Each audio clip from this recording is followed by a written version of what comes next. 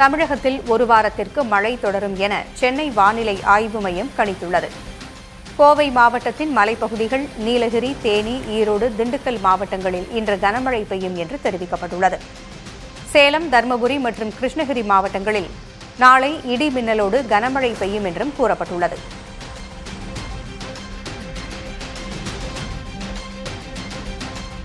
கடலோர தமிழகத்தில் 2 நாட்கள் வெப்ப அலை வீசக்கூடும் என்று வானிலை ஆய்வு மையம் எச்சரித்துள்ளது. கடலோர தமிழகம், புதுச்சேரி மற்றும் காரைக்கால் பகுதிகளில் அதிகபட்ச வெப்பநிலை இயல்பை விட 3 முதல் 4 டிகிரி செல்சியஸ் வரை அதிகமாக இருக்கக்கூடும் என்றும் தெரிவிக்கப்பட்டுள்ளது. கடலோர தமிழகத்தில் அதிக வெப்பநிலையும் அதிக ஈரப்பதமும் இருக்கும் நிலையில் அசௌகரியம் ஏற்படலாம் என்றும் வானிலை ஆய்வு மையம் தெரிவித்துள்ளது.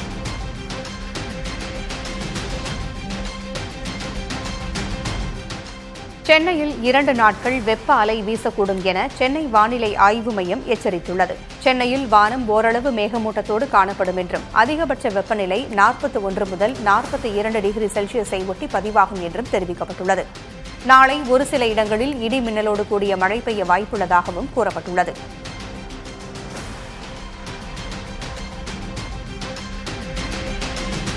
தமிழ்நாடு மின்வாரிய அதிகாரிகள் நியமனத்தில் சர்ச்சை எழுந்த நிலையில் 2 உயரதிகாரிகள் பணியிடை நீக்கம் செய்யப்பட்டுள்ளனர்.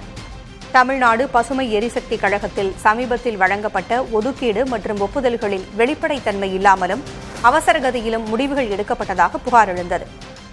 இதுகுறித்து நடத்தப்பட்ட விசாரணையின் முடிவில் வருவாய் பிரிவில் தலைமை நிதி கட்டுப்பாட்டு அலுவலர் காசி மற்றும் மரபுசாரா எரிசக்தி பிரிவின் தலைமை பொறியாளர் சந்திரசேகரன் ஆகியோர் பணியிடை நீக்கம் செய்யப்பட்டுள்ளனர். அதே சமயம் இதில் தொடர்புடைய ஓய்வு பெற்ற இயக்குநர் திரு எஸ். மங்களநாதனின் ஓய்வூதிய பலன்கள் தற்காலிகமாக நிறுத்தி வைக்கப்பட்டுள்ளன. முறைகேடுகள் கண்டுபிடிக்கப்பட்டிருக்கு, அதனால் நீக்கப்பட்டிருக்காரு. துறை ரீதியான விசாரணைக்கு உத்தரவிடப்பட்டுள்ளது. முழுமையான விசாரணை முடியட்டும். அது மாதிரி இன்னொரு நபரும் இங்கே இருக்கிற ஒரு சீஃப் ஃபினான்ஷியல் ஆஃபீஸரும் திரு காசி என்பவரும் சஸ்பெண்ட் செய்யப்பட்டிருக்கிறார். ஸோ இந்த நபர் மேலே ஏற்கனவே சிபிஐ கேஸ் இருக்குது. சிபிஐயில் போன வாரம் இவர் போட்ட பெட்டிஷனும் டிஸ்மிஸ் பண்ணப்பட்டிருக்கு. அவர் மேலே பல குற்றச்சாட்டுகள் இருக்குது. அந்த நபரும் நேற்று வந்து சஸ்பெண்ட் செய்யப்பட்டிருக்கிறார். சிவகங்கை மாவட்டம் காரைக்குடியில் பராமரிப்பின்றி காணப்பட்ட அம்மா உணவகம் முதல்வர் விஜயின் உத்தரவை அடுத்து தற்போது சுத்தம் செய்யப்பட்டு புதுப்பொலிவு பெற்றுள்ளது. தமிழகம் முழுவதும் உள்ள அம்மா உணவகங்களை சுத்தமாகவும் தரமாகவும் பராமரிக்க வேண்டும் என்று முதல்வர் விஜய் அறிவுறுத்தியிருந்தார். இந்நிலையில் காரைக்குடி நகராட்சியின் கீழ் இயங்கும் அம்மா உணவகம் தற்போது சீரமைக்கப்பட்டு புதுப்பொலிவு அடைந்துள்ளது.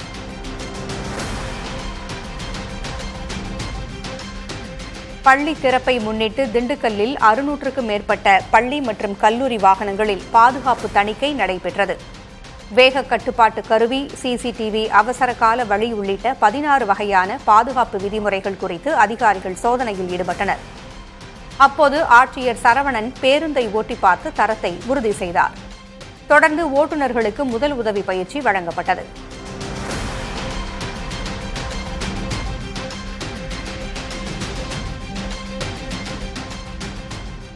முண்டியம்பாக்கம் அரசு தலைமை மருத்துவமனையில் விக்கிரவாண்டி பாமக எம்எல்ஏ சிவக்குமார் திடீர் ஆய்வு மேற்கொண்டார். அப்போது குடிநீர் வசதியின்மை, கழிவறை மற்றும் கட்டடப் பகுதிகளில் குப்பைகள் தேங்கி கிடப்பது குறித்து மருத்துவக் கல்லூரி முதல்வரிடம் கேள்வி எழுப்பிய அவர், இனி வாரந்தோறும் ஆய்வு நடத்தப்படும் என்றார்.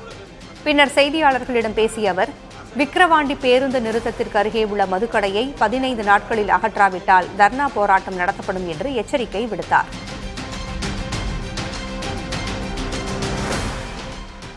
தஞ்சாவூர் மாவட்டம் பாபநாசம் வட்டார வளர்ச்சி அலுவலகம் முன்பு கோபுராஜபுரம் ஊராட்சி பொதுமக்கள் நூதன ஆர்ப்பாட்டத்தில் ஈடுபட்டனர். கோபுராஜபுரம் ஊராட்சியில் குடிநீர், சாலை உள்ளிட்ட அடிப்படை வசதிகள் செய்து தரக்கோரி பாடை, துடைப்பம், காலி குடங்களோடு ஆர்ப்பாட்டம் செய்தனர். பாபநாசம் காவல் துணை கண்காணிப்பாளர் முருகவேலு பேச்சுவார்த்தை நடத்தியதை அடுத்து போராட்டம் கைவிடப்பட்டது.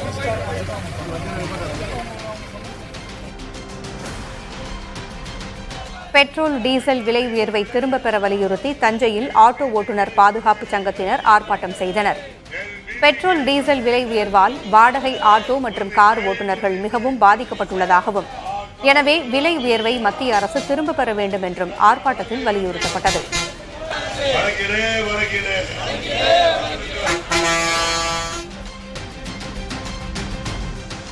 கன்னியாகுமரி திருப்பரப்பு அருவியில் 3 ஆண்டுகளுக்கு முன்பு தொடங்கப்பட்ட மேம்பாட்டு பணிகள் இன்னும் நிறைவடையாததால் சுற்றுலா பயணிகள் அவதிக்குள்ளாகி வருகின்றனர். சுமார் 4,30,00,000 ரூபாய் மதிப்பில் மேம்பாட்டு பணிகள் தொடங்கப்பட்ட நிலையில் பணிகள் ஆமை வேகத்தில் நடைபெறுவதாக சுற்றுலா பயணிகள் குற்றஞ்சாட்டுகின்றனர். மேலும் சிறுவர் பூங்கா 3 ஆண்டுகளாக மூடப்பட்டிருப்பதாக புகார் தெரிவிக்கும் மக்கள் பணிகளை விரைந்து முடிக்க அரசுக்கு கோரிக்கை விடுத்துள்ளனர்.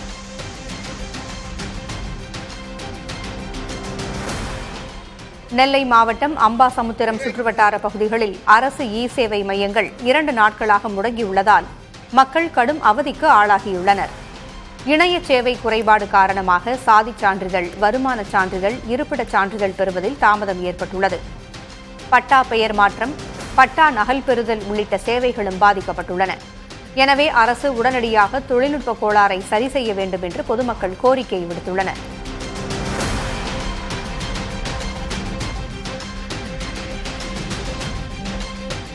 திருநெல்வேலியில் புதிய ஆதார் சேவை மையம் தொடங்கப்பட்டதால் ஆதார் தொடர்பான குறைகளுக்கு இனி பெங்களூரு செல்ல வேண்டிய நிலை தவிர்க்கப்பட்டுள்ளது.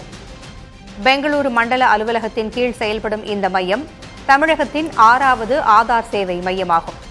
ஆதார் புகார்கள் மற்றும் குறைகளை பொதுமக்கள் இனி நேரடியாக இங்கேயே தீர்த்துக் கொள்ளலாம். வாரத்தின் 7 நாட்களும் காலை 8 மணி முதல் இரவு 7 மணி வரை இந்த மையம் செயல்படும்.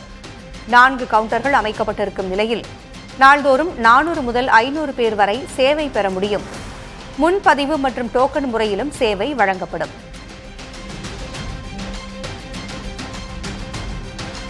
திருத்துறைப்பூண்டி அருகே இரட்டை சகோதரிகள் 10ஆம் வகுப்பு பொதுத் தேர்வில் ஒரே மதிப்பெண் பெற்று ஆச்சரியத்தில் ஆழ்த்தியுள்ளனர். திருவாரூர் மாவட்டம் ஓவரூர் மேட்டுத்தெருவைச் சேர்ந்த வீரராகவன் வனிதா தம்பதியின் மகள்களான கார்த்திகா மற்றும் கீர்த்திகா என்ற இரட்டை சகோதரிகள் திருத்துறைப்பூண்டி அன்னை தெரசா அரசு உதவி பெறும் பள்ளியில் 10ஆம் வகுப்பு பயின்று வந்தனர். அண்மையில் வெளியான 10ஆம் வகுப்பு தேர்வு முடிவுகளில் தலா 414 மதிப்பெண்கள் பெற்றனர். அவர்களை பெற்றோர், ஆசிரியர்கள் உள்ளிட்டோர் வாழ்த்தினர்.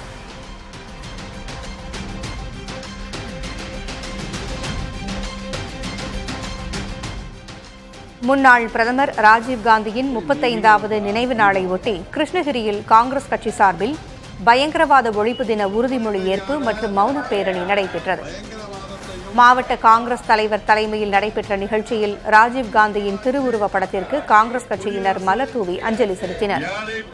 தொடர்ந்து பயங்கரவாதத்திற்கு எதிராக உறுதிமொழி ஏற்றுக்கொண்டதோடு நகரின் முக்கிய வீதிகள் வழியே பேரணியாக சென்றனர்.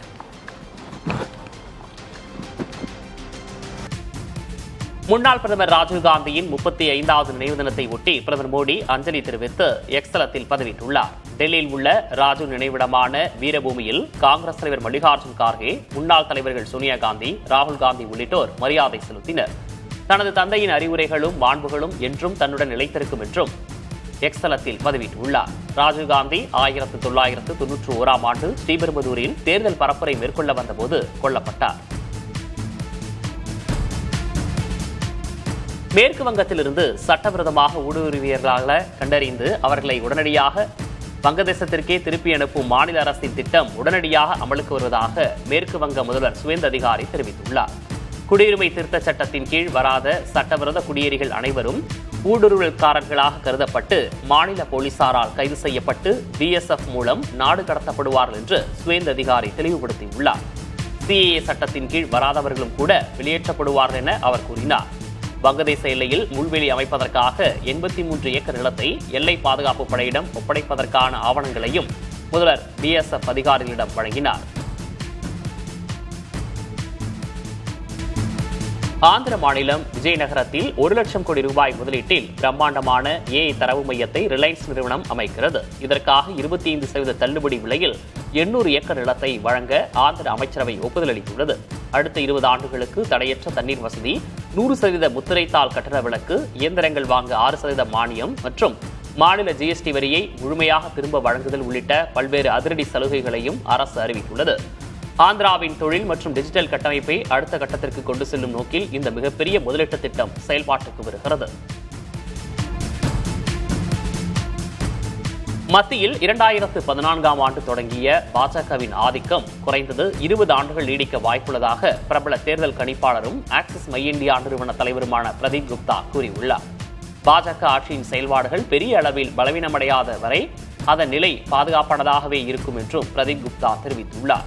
காங்கிரஸ் ஆட்சியின் கடந்த கால தவறுகள் அதற்கு இன்னும் சுமையாக நீடிப்பதாகவும் இதிலிருந்து விடுபட்டு மக்கள் நம்பிக்கையை மீட்டெடுக்க இன்னும் 5 ஆண்டுகளாவது ஆகும் என்றும் பிரதீப் குப்தா தெரிவித்துள்ளார்.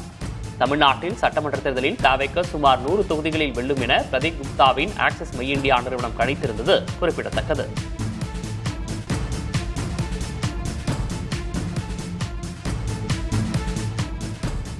உத்தரப்பிரதேசத்தில் முதல்வர் யோகி ஆதித்யநாத்திற்கு தற்போதைக்கு பெரிய பிரச்சனை எதுவும் இல்லை என்றும், ஆனால் இந்நிலை எப்போது வேண்டுமானாலும் மாறும் என்றும் தேர்தல் கணிப்பாளர் பிரதீப் குப்தா கூறியுள்ளார். பிடிஐ செய்தி நிறுவனத்திற்கு பேட்டியளித்த அவர், யோகி ஆதித்யநாத் அரசு மீது மக்களுக்கு பெரிய அதிருப்தி இல்லை என்றும், ஆனால் நிலைமை வேகமாக மாறக்கூடிய தன்மை கொண்ட மாநிலம் உத்தரப்பிரதேசம் என்றும் குறிப்பிட்டுள்ளார். நல்ல நிர்வாகமும் சட்டமன்ற தேர்தலில் வலிமையான எதிர்ப்பு உருவாவதும் தேர்தல் முடிவுகளை தீர்மானிக்கும் முக்கிய காரணியாக மாறக்கூடும் என்றும் அவர் கணித்துள்ளார். உத்தரப்பிரதேசத்தில் இன்னும் 10 மாதங்களில் சட்டமன்ற தேர்தல் நடைபெற உள்ளது குறிப்பிடத்தக்கது. மகாராஷ்டிர மாநிலம் தானே ரயில் நிலையம் அருகே உள்ள காம்தேவி சந்தை வளாகத்தில் வியாழக்கிழமை அதிகாலை நேரிட்ட பயங்கர தீ விபத்தில் ஒரு தீயணைப்பு வீரரும் ஒரு பாதுகாவலரும் உயிரிழந்துள்ளனர். மேலும் 2 தீயணைப்பு வீரர்கள் காயமடைந்துள்ளனர். துணிக்கடைகள் மற்றும் காய்கறி சந்தைகள் நிறைந்த இப்பகுதியில் தீ வேகமாக பரவியதால் அதிகபட்ச தீயணைப்பு படைகள் வரவழைக்கப்பட்டன. துணிமணிகள் அதிகம் இருந்ததால் தீயை கட்டுப்படுத்துவதில் சிரமம் ஏற்பட்டது. இந்த விபத்தில் மொத்த சந்தையும் நகராட்சி அலுவலகமும் முற்றிலும் எரிந்து நாசமாகின. தீ விபத்துக்கான காரணம் குறித்து விசாரணை நடத்தப்பட்டு வருகிறது. தலைநகர் டெல்லி மற்றும் வட மாநிலங்களில் கோடை வெயில் உச்சத்தை தொட்டிருக்கிறது. டெல்லியில் அதிகபட்ச வெப்பநிலை 46 டிகிரி செல்சியஸ் வரை உயரக்கூடும் என்பதால் வானிலை ஆய்வு மையம் ஆரஞ்சு எச்சரிக்கை விடுத்துள்ளது. வறண்ட மேற்கு காற்று வீசுவதே இந்த அதீத வெப்பத்துக்கு காரணம் என தெரிவிக்கப்பட்டுள்ளது. இந்த வெப்பநிலை வரும் மே 24ஆம் தேதி வரை தொடர வாய்ப்புள்ளதால் முதியவர்கள் மற்றும் குழந்தைகள் மதிய நேரத்தில் தேவையின்றி வெளியே வருவதை தவிர்க்குமாறும் போதிய அளவு நீர்ச்சத்து ஆகாரங்களை உட்கொள்ளுமாறும் மருத்துவர்கள் அறிவுறுத்தியுள்ளனர்.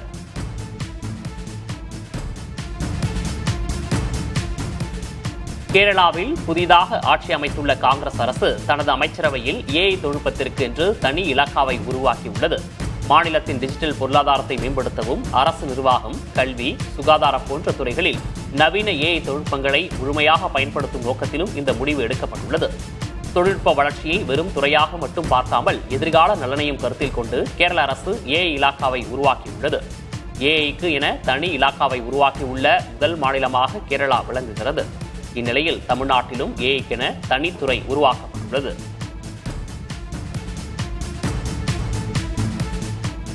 துல்கர் சல்மான் நடித்துள்ள ஐஆம் கேம் படத்தின் வெளியீட்டு தேதியை படக்குழு அறிவித்துள்ளது. RDX படத்தின் இயக்குனர் நஹால் ஹிதாயத் இயக்கத்தில் உருவாகும் இப்படத்தில் கயாடு லோஹர், கதிர், மிஷ்கின், ஆண்டனி வர்கீஸ் உள்ளிட்டோர் முக்கிய கதாபாத்திரங்களில் நடித்துள்ளனர். துல்கர் சல்மான் தயாரிப்பில் சஸ்பென்ஸ் ஆக்ஷன் த்ரில்லர் பாணியில் உருவாகும் இப்படம் ஆகஸ்ட் 20ஆம் தேதி திரையரங்குகளில் வெளியாகும் என அறிவிக்கப்பட்டுள்ளது. விரிவாக்கம் செய்யப்பட்ட தமிழக அமைச்சரவையில் புதிதாக 23 பேர் அமைச்சர்களாக பதவியேற்றனர். அதன்படி சென்னை மக்கள் மாளிகையில் நடைபெற்ற நிகழ்ச்சியில் தாவேகாவிலிருந்து தூத்துக்குடி தொகுதியில் வென்ற ஸ்ரீநாத், அவினாசி தொகுதி MLA Kamali, Kanchipuram MLA Ranjithkumar, Kumbakonam MLA Vinod ஆகியோர் அமைச்சர்களாக பதவியேற்றனர். அதேபோல் திருவாடானை, கடலூர், அரக்கோணம், ராஜபாளையம் உள்ளிட்ட தொகுதிகளைச் சேர்ந்த தாவேகா MLA-க்களும் அமைச்சர்களாக பதவியேற்றனர். தாவேகாவிலிருந்து 21 பேரும், காங்கிரஸ் சார்பாக கிள்ளியூர் தொகுதியில் வென்ற ராஜேஷ்குமார், மேலூர் தொகுதியில் வென்ற விஸ்வநாதன் ஆகியோரும் அமைச்சராகினர். தமிழக அமைச்சரவையில் புதிதாக பதவியேற்றுள்ள 23 அமைச்சர்களுக்கான துறைகள் ஒதுக்கீடு செய்யப்பட்டுள்ளன. ஸ்ரீநாத்துக்கு மீன்வளம் மற்றும் மீனவர் நலத்துறையும், கமலிக்கு கால்நடை பராமரிப்பு துறையும் ஒதுக்கப்பட்டுள்ளன. பால் மற்றும் பால்வளத்துறை அமைச்சராக விஜயலட்சுமியும், வனத்துறை அமைச்சராக ரஞ்சித்குமாரும் நியமிக்கப்பட்டுள்ளனர். வேளாண்மை மற்றும் விவசாயிகள் நலத்துறை அமைச்சராக வினோத், சுற்றுச்சூழல் மற்றும் காலநிலை மாற்றத்துறை அமைச்சராக ராஜீவ் ஆகியோர் நியமிக்கப்பட்டுள்ளனர். வீட்டு வசதி மற்றும் நகர்ப்புற வளர்ச்சித்துறை அமைச்சராக ராஜ்குமாரும், கூட்டுறவுத்துறை அமைச்சராக காந்திராஜும் நியமிக்கப்பட்டுள்ளனர். மதன் ராஜாவுக்கு சிறு குறு மற்றும் நடுத்தர தொழில்கள் துறையும், ஜெகதீஸ்வரிக்கு சமூக நலன் மற்றும் மகளிர் உரிமைத்துறையும் ஒதுக்கப்பட்டுள்ளன. சுற்றுலாத்துறை அமைச்சராக ராஜேஷ்குமார் மற்றும் கைத்தறி துணிநூல் துறை அமைச்சராக விஜய் பாலாஜி ஆகியோர் நியமிக்கப்பட்டுள்ளனர். தாவேகா தலைமையிலான தமிழக அமைச்சரவையில் லோகேஷ் தமிழ்ச்செல்வனுக்கு வணிக வரி மற்றும் பத்திரப்பதிவு துறையும், விஜய் தமிழன் பார்த்திபனுக்கு போக்குவரத்து துறையும் ஒதுக்கப்பட்டுள்ளன. இந்து சமய அறநிலையத்துறை அமைச்சராக ரமேஷ் நியமனம் செய்யப்பட்டுள்ளார். விஸ்வநாதனுக்கு உயர்கல்வித்துறையும், குமாருக்கு செயற்கை நுண்ணறிவு, தகவல் தொழில்நுட்பம் மற்றும் டிஜிட்டல் சேவைகள் துறையும் வழங்கப்பட்டுள்ளன. வெளிநாட்டு தமிழர் நலத்துறை அமைச்சராக தென்னரசு பொறுப்பேற்றுள்ளார். பிற்படுத்தப்பட்டோர் நலத்துறை அமைச்சராக சம்பத்குமாரும், தொழிலாளர் நலன் மற்றும் திறன் மேம்பாட்டுத்துறை அமைச்சராக முகமது பர்வேஸும் நியமிக்கப்பட்டுள்ளனர். மனிதவள மேலாண்மை, முன்னாள் ராணுவத்தினர் நலத்துறை அமைச்சராக சரத்குமாரும், நிதித்துறை அமைச்சராக மரிய வில்சனும் நியமிக்கப்பட்டுள்ளனர். விக்னேஷ் மதுவிலக்கு மற்றும் ஆயத்தீர்வைத்துறை அமைச்சராக நியமிக்கப்பட்டுள்ளார். தமிழக முதல்வர் விஜய் பரிந்துரையின் பேரில் அமைச்சர்களின் துறை ஒதுக்கீடுகளில் முக்கிய மாற்றங்கள் செய்யப்பட்டுள்ளன. செங்கோட்டையிடமிருந்த நிதித்துறை தற்போது மரிய வில்சனுக்கு ஒதுக்கப்பட்டுள்ளது. வருவாய் மற்றும் பேரிடர் மேலாண்மை துறை செங்கோட்டையனுக்கு ஒதுக்கப்பட்டுள்ளது. அதேபோல் அமைச்சர் நிர்மல்குமாரிடமிருந்த சட்டப்பேரவைத்துறை செங்கோட்டையனுக்கு மாற்றப்பட்டுள்ளது.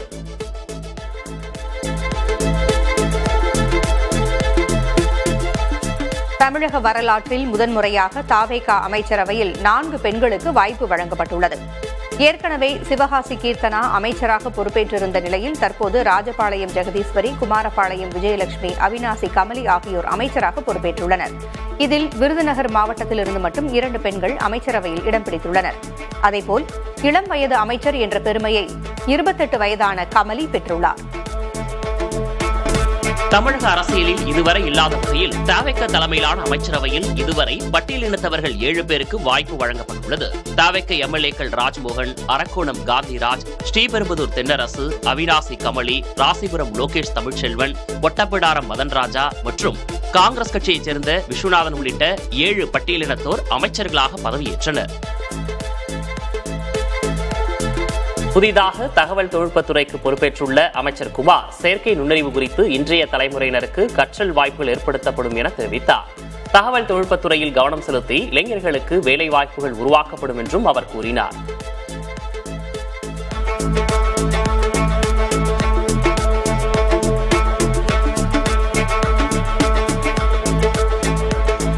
ஆயிரத்து 1967, 1977 போன்று புதுமுகங்கள், சாதாரண பின்னணி கொண்டவர்களுக்கு அமைச்சரவையில் இடம் வழங்கப்பட்டுள்ளது.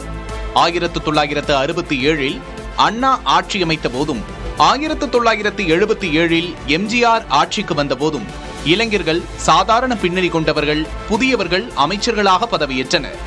அந்த காலகட்டங்களை நினைவூட்டும் வகையில் தற்போது முதல்வர் விஜயின் அமைச்சரவையும் இளைஞர்கள் ததும்பும் அவையாக மாறியுள்ளது. கமலி என்னும் நான் குறிப்பாக இளம் வயது அமைச்சர் என்ற பெருமையை அவினாசி தொகுதி எம்எல்ஏவான 28 வயது கமலி பெற்றுள்ளார்.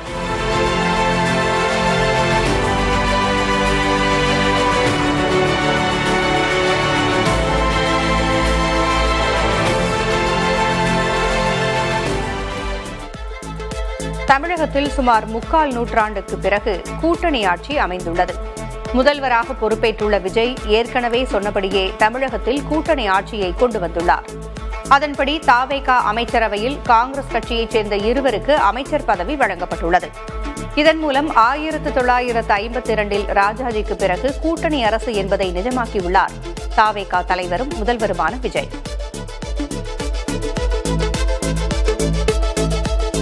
தமிழகத்தின் புதிய அமைச்சரவையில் காங்கிரஸ் கட்சியைச் சேர்ந்த 2 அமைச்சராக பதவியேற்ற நிலையில் பல்வேறு இடங்களில் அக்கட்சியினர் கொண்டாட்டத்தில் ஈடுபட்டனர். அதன்படி சேலம், விழுப்புரம், தூத்துக்குடி, புதுக்கோட்டை உள்ளிட்ட மாவட்டங்களில் பட்டாசுகள் வெடித்தும் பொதுமக்களுக்கு இனிப்புகள் வழங்கியும் காங்கிரஸ் கட்சியினர் கொண்டாட்டத்தில் ஈடுபட்டனர்.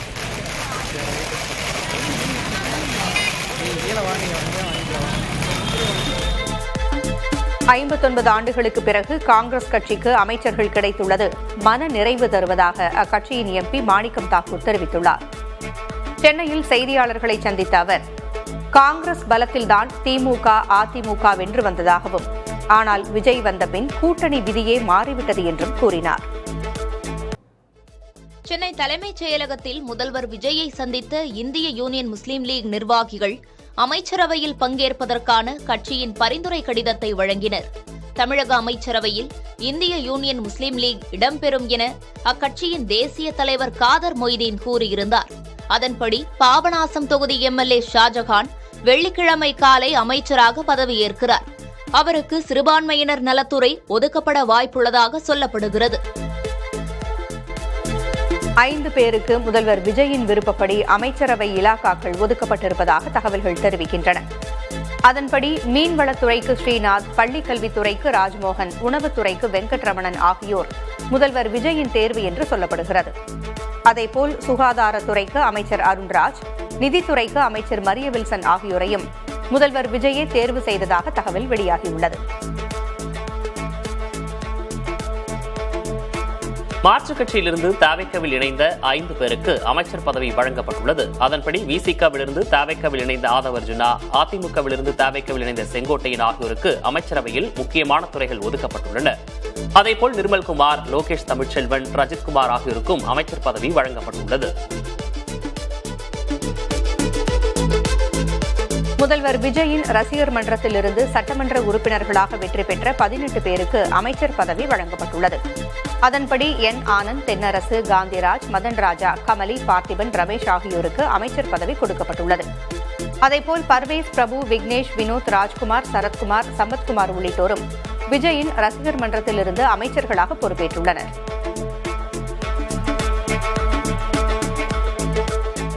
தமிழக அமைச்சர்களாக பொறுப்பேற்றுள்ளவர்களில் 17 பேர் மீது வழக்குகள் நிலுவையில் உள்ளதாக தெரியவந்துள்ளது. குறிப்பாக முதல்வர் விஜய் மற்றும் தவேகவைச் சேர்ந்த முக்கிய அமைச்சர்களான கே செங்கோட்டையன், என் ஆனந்த், ஆதவ் அர்ஜுனா, நிர்மல்குமார், மரிய வில்சன் உட்பட 15 பேர் மீது வழக்குகள் உள்ளன. தமிழக அமைச்சரவையில் பட்டியல் இனத்தை சார்ந்த 7 பேருக்கு இடமளித்திருப்பது ஆரோக்கியமானது என்று பாஜக மூத்த தலைவர் தமிழிசை சவுந்தரராஜன் தெரிவித்துள்ளார்.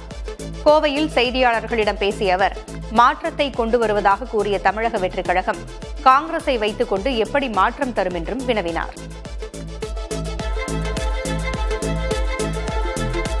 அதிமுகவின் மூத்த தலைவரும் முன்னாள் சபாநாயகருமான தனபால் கட்சியிலிருந்து விலகுவதாக அறிவித்துள்ளார். எம்ஜிஆர், ஜெயலலிதா காலத்தில் சிறப்பாக நடத்தப்பட்டதான் தற்போதைய தலைமையால் புறக்கணிக்கப்பட்டதாக குற்றஞ்சாட்டியுள்ளார். சைக்கிளில் சென்று கட்சி வளர்த்த தன்னை ஓரங்கட்டியவர்களை மக்களே புறக்கணித்து விட்டதாக அவர் சாடியுள்ளார். தமிழகத்தில் 1 வாரத்திற்கு மழை தொடரும் என்று சென்னை வானிலை ஆய்வு மையம் கணித்துள்ளது. கோவை மாவட்டத்தின் மலைப்பகுதிகள், நீலகிரி, தேனி, ஈரோடு, திண்டுக்கல் மாவட்டங்களில் இன்று கனமழை பெய்யும் என்று தெரிவிக்கப்பட்டுள்ளது. சேலம், தருமபுரி மற்றும் கிருஷ்ணகிரி மாவட்டங்களில் நாளை இடி மின்னலோடு கனமழை பெய்யும் என்றும் கூறப்பட்டுள்ளது.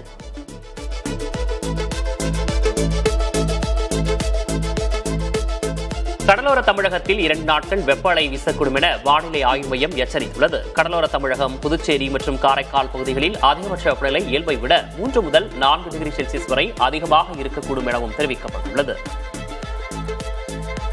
சென்னையில் 2 நாட்கள் வெப்ப அலை வீசக்கூடும் என்று சென்னை வானிலை ஆய்வு மையம் எச்சரித்துள்ளது. சென்னையில் வானம் ஓரளவு மேகமூட்டத்தோடு காணப்படும் என்றும் அதிகபட்ச வெப்பநிலை 41 முதல் 42 டிகிரி செல்சியஸை ஒட்டி பதிவாகும் என்றும் தெரிவிக்கப்பட்டுள்ளது. நாளை ஒரு சில இடங்களில் இடி மின்னலோடு கூடிய மழை பெய்ய வாய்ப்புள்ளதாகவும் கூறப்பட்டுள்ளது. கன்னியாகுமரி மாவட்டத்தின் குடித்துறை, மார்த்தாண்டம், களியக்காவிளை மற்றும் மலையோர பகுதிகளில் பரவலாக மழை பெய்தது. இந்த தொடர் மழையால் நீர்நிலைகளில் நீர்மட்டம் உயரும் வாய்ப்பு ஏற்பட்டுள்ளது. இந்நிலையில் ரப்பர் பால் வடிக்கும் தொழில் முற்றிலும் முடங்கியுள்ளதால் ரப்பர் விவசாயிகள், தினக்கூலி தொழிலாளர்கள் தங்களின் வாழ்வாதாரத்தை இழந்து கடும் சிரமத்தை எதிர்கொண்டு வருகின்றனர்.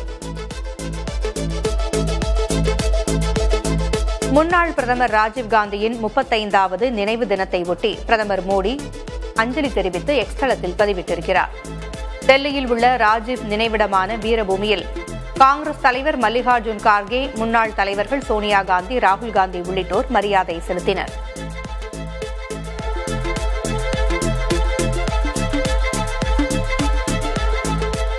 சமூக ஊடகங்களில் பெரும் கவனம் பெற்று வரும் கரப்பான்பூச்சி ஜனதா கட்சி என்ற நையாண்டி சமூகதள அரசியல் இயக்கத்தின் எக்ஸ் கணக்கு இந்தியாவில் முடக்கப்பட்டுள்ளது. இன்ஸ்டாகிராமில் இந்த இயக்கம் பாஜகவின் அதிகாரப்பூர்வ பக்கத்தை விட அதிக பின்தொடர்பவர்களை பெற்ற நிலையில் இந்த நடவடிக்கை எடுக்கப்பட்டுள்ளது. அண்மையில் உச்சநீதிமன்ற தலைமை நீதிபதி சூரியகாந்த் வேலையில்லாத இளைஞர்களை கரப்பான் பூச்சிகள் என விமர்சித்ததாக கூறப்பட்டதற்கு எதிர்ப்பு தெரிவிக்கும் வகையில் இந்த தளம் தொடங்கப்பட்டது குறிப்பிடத்தக்கது.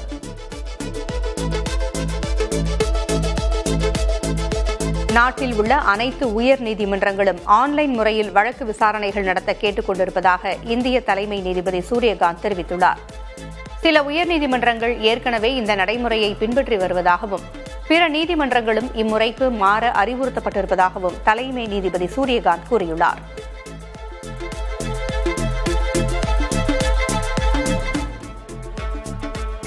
என் இனிய பொன்னிலாவே பாடலின் ஒட்டுமொத்த பதிப்புரிமையை இளையராஜா தனிப்பட்ட முறையில் கோர முடியாது என டெல்லி உயர்நீதிமன்றம் தீர்ப்பளித்துள்ளது. மூடுபனி திரைப்படத்தில் இடம்பெற்ற இப்பாடலின் ஒலிப்பதிவு மற்றும் வரிகளின் உரிமை தொடர்பாக இந்த தீர்ப்பு வழங்கப்பட்டுள்ளது. இசையமைப்பாளருக்கு இசை மற்றும் மெட்டுக்களுக்கு மட்டுமே உரிமை உண்டு, ஒலிப்பதிவு உரிமை தயாரிப்பாளருக்கே சொந்தமானது என நீதிமன்றம் விளக்கியது. அழகு நிலையங்கள் மற்றும் மருத்துவமனைகளில் ஊசி மூலம் செலுத்தப்படும் அழகு சாதன பொருட்களுக்கு மத்திய மருந்து தரக்கட்டுப்பாட்டு அமைப்பு கடுமையான தடை விதித்துள்ளது. அழகு சாதன பொருட்கள் என்பவை தோலில் தேய்க்கவோ அல்லது தெளிக்கவோ மட்டுமே பயன்படுத்தப்பட வேண்டும் என்றும் அவற்றை ஊசி வடிவில் பயன்படுத்த சட்டத்தில் இடமில்லை என்றும் தெளிவுபடுத்தப்பட்டுள்ளது. மத்தியில் 2014ஆம் ஆண்டு தொடங்கிய பாஜகவின் ஆதிக்கம் குறைந்தது 20 ஆண்டுகள் நீடிக்க வாய்ப்புள்ளதாக பிரபல தேர்தல் கணிப்பாளரும் ஆக்சிஸ் மை இந்தியா நிறுவன தலைவருமான பிரதீப் குப்தா கூறியுள்ளார். பாஜக ஆட்சியின் செயல்பாடுகள் பெரிய அளவில் பலவீனமடையாத வரை அதன் நிலை பாதுகாப்பானதாகவே இருக்கும் என்றும் பிரதீப் குப்தா தெரிவித்துள்ளார். தலைநகர் டெல்லி மற்றும் வட மாநிலங்களில் கோடை வெயில் உச்சத்தை தொட்டுள்ளது. டெல்லியில் அதிகபட்ச வெப்பநிலை 46 டிகிரி செல்சியஸ் வரை உயரக்கூடும் என்பதால் வானிலை ஆய்வு மையம் ஆரஞ்சு எச்சரிக்கை விடுத்துள்ளது. வறண்ட மேற்கு காற்று வீசுவதே இந்த அதீத வெப்பத்துக்கு காரணம் என தெரிவிக்கப்பட்டுள்ளது. தமிழகத்தில் உள்ள புகழ்பெற்ற கோவில்களில் வைகாசி விசாக திருவிழா கொடியேற்றத்துடன் கோலாகலமாக தொடங்கியது. வல்லக்கோட்டை சுப்பிரமணிய சுவாமி கோவிலில் 7 ஆண்டுகளுக்கு பிறகு வைகாசி விசாக பிரம்மோற்சவம் கொடியேற்றத்துடன் தொடங்கியது.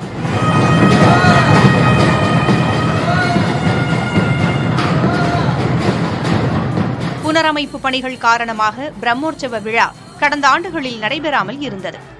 தற்போது பணிகள் முடிவடைந்ததை அடுத்து விழா வெகு விமர்சையாக தொடங்கியது. இதில் திரளான பக்தர்கள் கலந்து கொண்டு வழிபட்டனர். ஆழ்வார் திருநகரி ஆதிநாதர் ஆழ்வார் கோவிலில் வைகாசி திருவிழா கோலாகலமாக தொடங்கியது. வருகிற 25ஆம் தேதி ஒரே இடத்தில் 9 கருட சேவை நடைபெறவுள்ளது.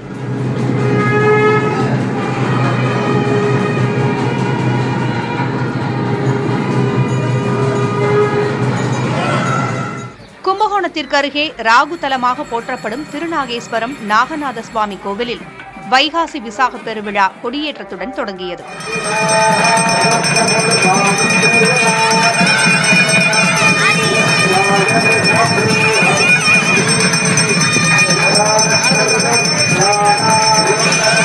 இதில் ஏராளமானோர் கலந்து கொண்டு வழிபட்டனர். இதேபோல கன்னியாகுமரி மாவட்டத்தில் புகழ்பெற்ற பகவதியம்மன் கோவிலிலும் திருவாடானையில் உள்ள ஆதி ரத்னேஸ்வரர் சிவன் கோவிலிலும் வைகாசி விசாக பெருவிழா தொடங்கியது.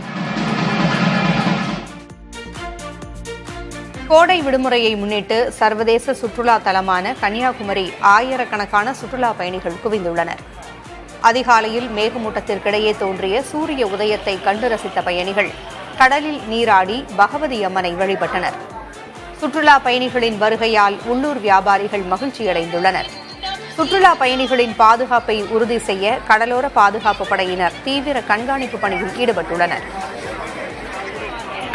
தமிழக அரசியலில் இதுவரை இல்லாத வகையில் தவேக தலைமையிலான அமைச்சரவையில் இதுவரை பட்டியலினத்தவர்கள் 7 பேருக்கு வாய்ப்பு வழங்கப்பட்டுள்ளது. தவேக எம்எல்ஏக்கள் ராஜ்மோகன், அரக்கோணம் காந்திராஜ், ஸ்ரீபெரும்புதூர் தென்னரசு, அவினாசி கமலி, ராசிபுரம் லோகேஷ் தமிழ்ச்செல்வன், ஒட்டப்பிடாரம் மதன்ராஜா மற்றும் காங்கிரஸ் கட்சியைச் சேர்ந்த விஸ்வநாதன் உள்ளிட்ட 7 பட்டியலினத்தோர் அமைச்சர்களாக பதவியேற்றனர்.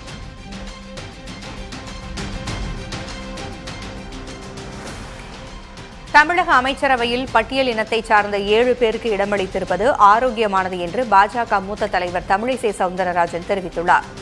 கோவையில் செய்தியாளர்களிடம் பேசிய அவர், மாற்றத்தை கொண்டு வருவதாக கூறிய தமிழக வெற்றிக் கழகம் காங்கிரஸை வைத்துக் கொண்டு எப்படி மாற்றம் தரும் என்றும் வினவினார். காங்கிரஸ் பல மாநிலங்களில் புறக்கணிக்கப்பட்ட ஒரு கட்சி, ஊழல் அதிகமாக செய்த கட்சி, மக்களுக்கான நல்ல திட்டங்களை கொடுக்காத கட்சி. அதனால மாற்றங்களை கொண்டு வருவோம் என்று சொன்ன டிவிகே அதை காங்கிரஸையும் வைத்துக்கொண்டு எப்படி செய்கிறார்கள் என்பதை தான் நாம் இனிமேல் உற்று நோக்கணும். இல்ல, ஆரோக்கியமான ஒன்றுதான். ஆனா எல்லாரும் எப்படி பணியாற்றுகிறார்கள் என்பதை முதலமைச்சர் விஜய் வழிகாட்ட வேண்டும் என்று நான் கேட்டுக்கொள்கிறேன். திமுகவில் இருந்து விலகுவதாக அக்கட்சியின் திருப்பூர் மத்திய மாவட்ட செயலர் செல்வராஜ் தெரிவித்துள்ளார். திருப்பூர் மாவட்டம் கோபிச்செட்டிப்பாளையத்தில் செய்தியாளர்களை சந்தித்த அவர், மாற்றுக் கட்சியிலிருந்து வந்தவர்களுக்கு முக்கிய பொறுப்பு வழங்கியதால் விலகுகிறேன் என தழுதழுக்க விளக்கமளித்தார்.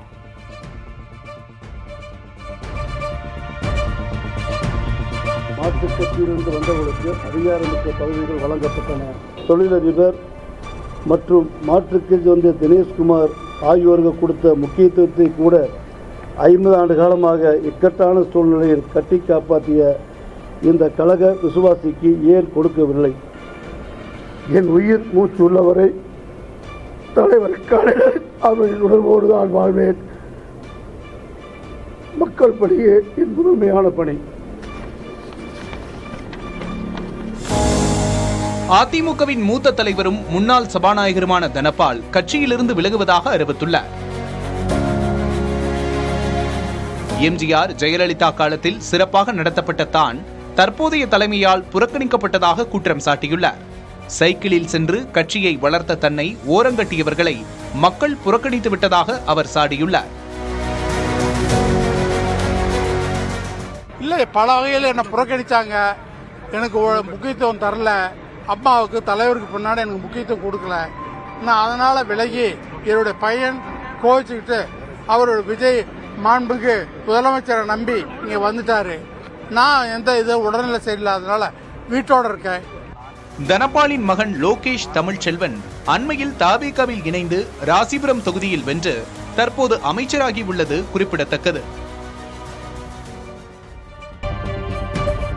மதுரை திருப்பரங்குன்றம் சுப்பிரமணிய சுவாமி கோயிலில் அமைச்சர் நிர்மல்குமார் தரிசனம் செய்வதற்காக வழக்கமான நேரத்தை தாண்டி தாமதமாக நடை அடைக்கப்பட்ட புகார் தொடர்பாக இந்து சமய அறநிலையத்துறை செயலாளர் அடுத்த வாரம் அறிக்கை தாக்கல் செய்ய வேண்டும் என சென்னை உயர்நீதிமன்ற மதுரை அமர்வு உத்தரவிட்டுள்ளது. மதியம் 12:45 மணிக்கு சாத்தப்பட வேண்டிய கோயில் நடை கடந்த 15ஆம் தேதி அமைச்சரின் வருகைக்காக திறந்து வைக்கப்பட்டு அவர் கருவறை முன்னிலையில் தரிசனம் செய்த வீடியோ சமூக வலைதளங்களில் பரவியது. கோயில்களில் சிறப்பு கட்டண தரிசன முறையை எதிர்த்த வழக்கு நீதிபதிகள் GR சுவாமிநாதன், V லட்சுமி நாராயணன் அமர்வில் விசாரணைக்கு வந்தபோது இந்த உத்தரவு பிறப்பிக்கப்பட்டது. புதிய அமைச்சர்கள் தலைமைச் செயலகத்திற்கு வருகை தந்தபோது முதல்வரை சந்திக்க வேண்டும் என கூறி பெண் ஒருவர் தனது குழந்தையுடன் காவல்துறையினரோடு வாக்குவாதத்தில் ஈடுபட்டதால் பரபரப்பு ஏற்பட்டது. புதிய அமைச்சர்களின் பதவியேற்பு நிகழ்ச்சி நிறைவடைந்ததை தொடர்ந்து அமைச்சர்கள் தலைமைச் செயலகத்தில் அதிகாரிகள் மற்றும் பொதுமக்களை சந்தித்து வந்தனர். அப்போது சென்னையைச் சேர்ந்த கிறிஸ்டல் என்ற பெண் அமைச்சர்கள் அறை அமைந்துள்ள பகுதிக்குள் குழந்தையோடு நுழைந்து முதல்வரை சந்திக்க அனுமதி கோரினார். புதுக்கோட்டை காவல்துறை அதிகாரிகள் தனது வீட்டிற்குள் அத்துமீறி நுழைந்து கணவரை அழைத்துச் சென்றதாகவும் அதுகுறித்து கேள்வி எழுப்பிய தன்னை காவல்துறையினர் தள்ளிவிட்டதாகவும் அவர் தெரிவித்தார். முதல்வரின் தனிப்பிரிவில் புகார் அளிக்க வந்தபோதும் காவல்துறையினர் தன்னை தடுத்ததாக குற்றம் சாட்டினார். ஒரு கம்ப்ளைண்ட் கொடுக்கறது அவங்க மேல எஃப்ஐஆர் போட்டு விரட்டுறது, எப்ப கொடுத்தீங்க? புடிச்சு நைட்டே புடிச்சு கிழிக்கிறது, இப்ப புடிச்சு தள்ளுறது, என் பேக்கை இழுத்து பறிச்சு